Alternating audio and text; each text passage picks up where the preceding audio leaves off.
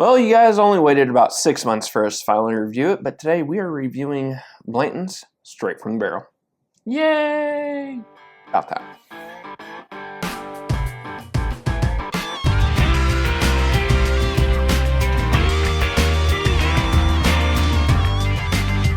Welcome back to another edition of Bourbon Kingdom. I'm David. And I'm Zach. And today we're going to review Blanton's straight from the barrel. Yeah, so we've had this for a hot minute now. Yeah. So We've had this longer than we had the Still Austins. way longer, Yeah. like 3, 4, 5 times as long. Yeah, that's probably Feels true. like. But yeah, so we've had this for a hot minute now. I know some of you all have asked, wrote us, hey, what's your thoughts on it, and blah, blah, blah. So we finally had a moment where I felt like we could kind of get the review out. So finally got her out. Yeah. And we've been sitting on we've had a bunch of reviews just sitting in the hopper, and so we just needed to kind of get through all the ones that were sitting in there. We had to burn them. Yeah. So Burn and turn, as they would say. yeah. So really quick, for everybody who doesn't know what Blanton's is, this is a product that is from Buffalo. I know there's maybe a couple of you. If there's any of you. And there's please nothing tell me. wrong with that. There's nothing wrong with There's it. But absolutely nothing wrong I with can't imagine anyone not knowing what that is. So anyway, so this is made by Buffalo Trace. This is 128.8 proof. Age statement, I'm not sure on. I think it's like between 6 and 8 years, but don't hold me to that. It's mash bill number 2 from Buffalo Trace, and the price tag of this is a $7.50. It's around, I think we got it for like $180. Yeah, I think it's like between like 180 and 200. I think MSRP is supposed to be like 200, and we got it for like around 180. So we got it from Liquor Barn over at Springhurst. Shout out to Paul. Thank you, Paul. Whenever you had these about 6 months ago, so if anybody goes and asks them now about it. These are not available. They're definitely not available. This year's release might be available, but haven't heard. Yeah, who knows? I mean, right off the get-go, man, you get that vanilla smell, right? Like, just kind of hits you with a little bit of spiciness right there. Like, just a hair. More vanilla than anything to me. Smells like a spicy apple. Like baking spice and apples. Yeah, that's not the first thing that hits my nose, but like if I linger in there, like that apple does come out.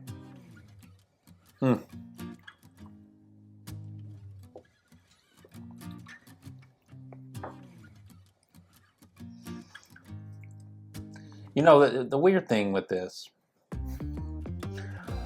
is there's always, I don't know what it is, but there's always something that seems a little off on the palate. Like right before I swallow it, there's like just something that just is off on it. And I'm not sure what it is. And I feel like it's that way on all the straight from the barrels that I've had. There's just this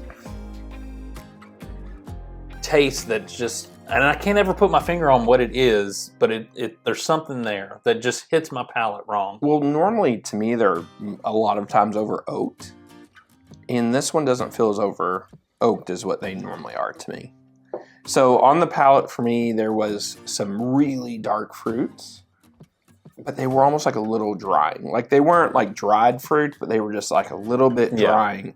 There is some oak tannins on there, but it's not as powerful as what they normally are. And then like, it's almost like a little bit of like a sugarcane note. What I do like is I like the finish.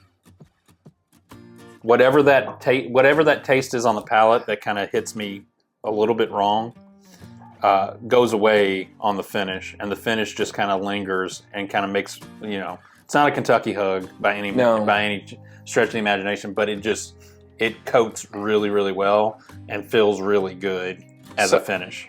So I feel like there's like the back side of the palate and start to finish is like really, really great. But man, like that finish just is like over super quick. Like we just got done reviewing the Nashville small batch cast strength. And I feel like that had more of a finish than this one, to be honest with you. I don't know that I like, it's pretty good finish to me. Like, it's a little fruity, a little appley kind of on the finish, a little... I think it's a little bland. on the finish. Like, it's not like muted. Like, there is something there. It's like just not doing a whole lot that I would say is interesting. Yeah, to me, always, I think that's the problem you get with the straight from the barrel. The price tag for it just doesn't, the palate does not live up to the price tag for it. I feel like there's some like here's what's weird. The palate really starts to open up with some spices, some vanilla, a little bit of like a cream note there.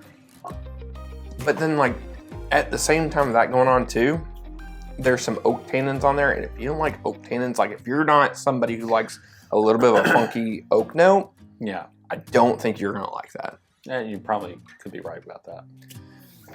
I think that's what it is. I think that tannins might be the flavor that kind of off-puts on me. But I don't usually mind the oak tannins. Mm-hmm.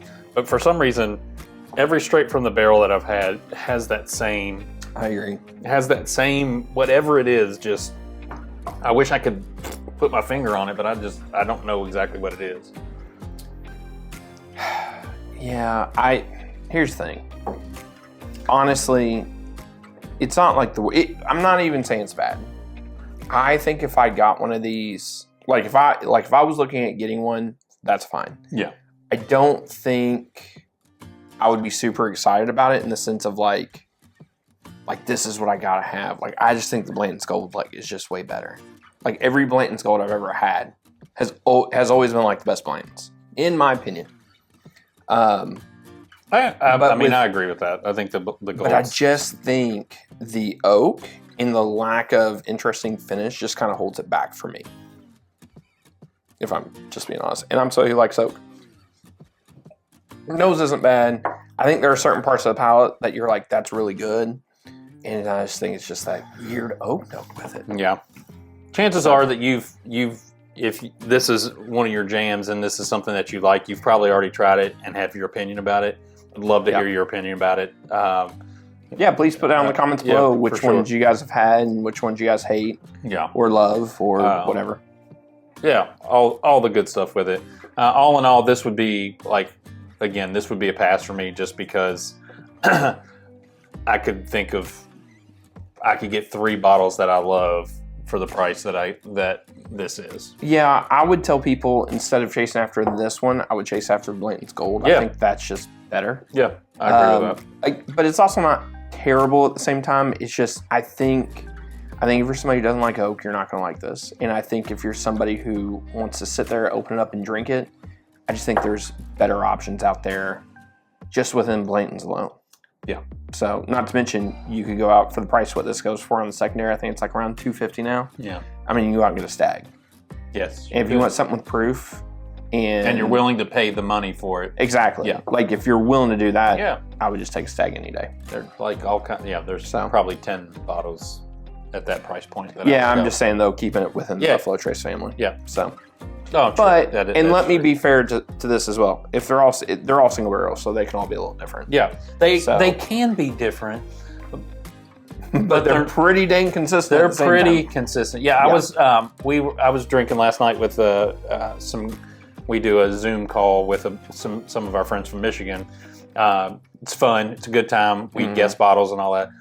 And I put a Evan Williams, the bottle, the Evan Williams single barrel.